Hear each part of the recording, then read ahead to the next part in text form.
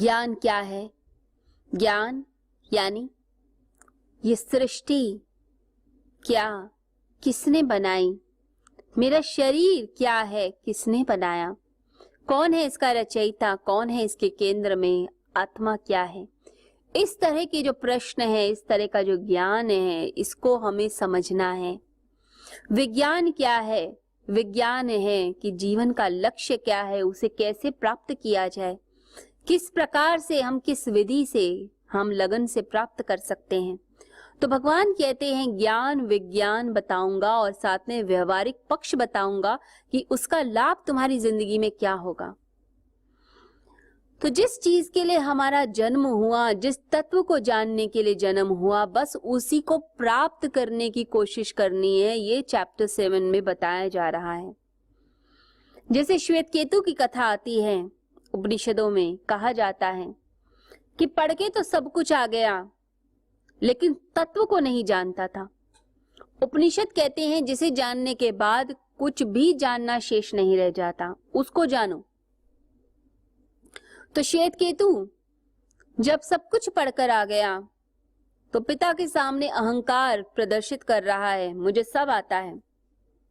तो पिता ने कहा कि क्या तूने उसे जान लिया जिसे जानने के बाद सब कुछ जान लिया जाता है?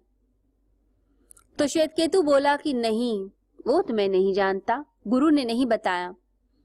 तो पिता ने कहा वापस गुरु के पास जाओ और वो विद्या सीख कर आओ।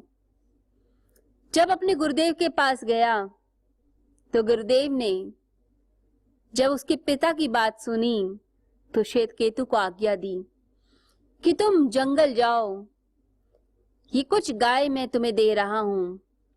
कुछ 100 गाय उसे दी और कहा इन्हें जंगल में लेकर जाओ, जब तक ये 1000 नहीं हो जाती तब तक साधना करो। श्वेत केतु साधना करता रहा, वृक्षों के नीचे सोता, आकाश को देखता, तारों को देखता, झील को देखता जो शांत झील है, फूलों के बीच में रहता, गायों के बीच में रहता, एक अलग ही निर्मल वातावरण में जीना सीख गया। धीरे धीरे मन की अशुद्धियां दूर होने लगी, तत्व ज्ञान होने लगा। कहते हैं जब 1000 गायें हो गईं तो गायों ने ही कहा श्वेत केतु को कि हम 1000 हो गई हैं श्वेत केतु, अब वापस चलो। तो जब अपने गुरु के पास गया तो गुरु ने उसको देखकर बड़ी ही प्रसन्नता जाहिर की। तो गुरु के और शिष्यों ने कहा कि 1000 गायें आ रही हैं। तब गुरु बोले कि 1000 नहीं, 1001 गाय आ रही हैं, क्योंकि श्वेत केतु भी गाय बन चुका है। तो उपनिषद कहते हैं, हमारे देश की संस्कृति और विरासत कहती है, हमारे देश की टीचिंग्स कहती हैं कि उस ज्ञान को प्राप्त करो जिसे प्राप्त करने के बाद सब कुछ प्राप्त कर लिया जाता है।